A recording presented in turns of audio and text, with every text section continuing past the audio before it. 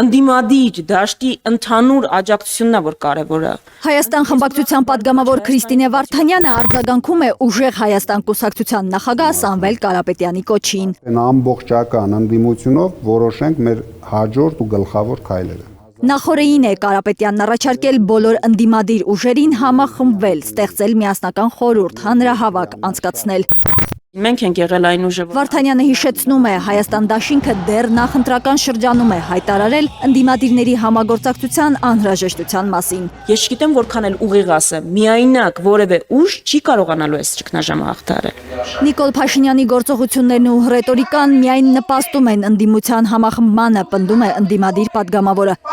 Հաստատում, որ կան համախմբման առողջ քննարկումներ, որոնց արդյունքները առաջիկայում նկատելի կլինեն։ Ես գնահատում եմ եւ կարեւորում եմ, որ կա այդ քննարկումը եւ գիտակցումը համագործակցության անհրաժեշտության, որտեղ դա է միակ ճանապարհը։ Մնացածը կարծում եմ առաջիկա փուլում, որը սահմանադրական դատարան ընդդիմության ուժերի բողոքների քննարկման փուլն է, ավելի պարզ կերևա, ինչի մասին էին այս քննարկումները, համատեղ աշխատանքը։ Զուտ այնքան որ իրենց այդ դաշտում պահելու բան են ուզում գեներացնել։ Իշխանական պատգամավորը կարծում է, որ ընդդիմությանը չի հաջողվելու ստվեր նետել խորհրդարանական ընտրությունների լեգիտիմ լինելու հանգամանքի վրա,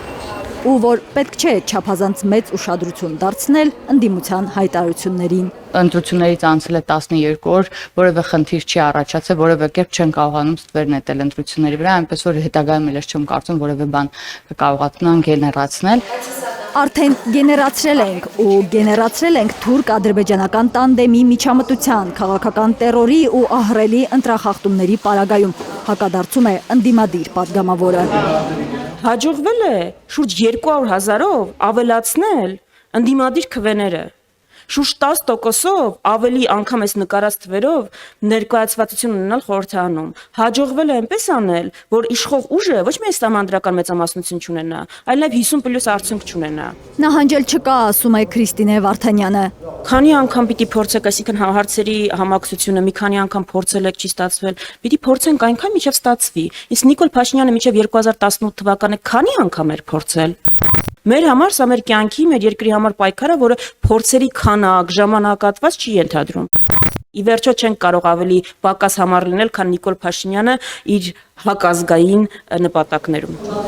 Հայաստան դաշինքի ներկայացուցիչն ասում է, իրենք բաց են համագործակցության համար բոլոր այն քաղաքական ուժերի հետ, որոնց նպատակը Փաշինյանի իշխանությանը հեռացնելն է։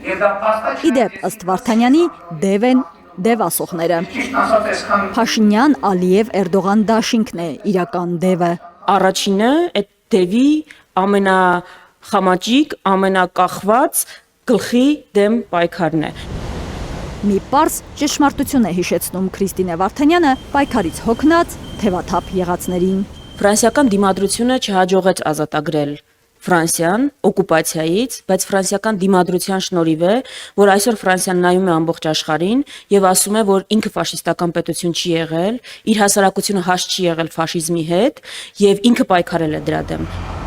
Արփիս Քեսյան, Արմեն Ապրեսյան, Հայլուր։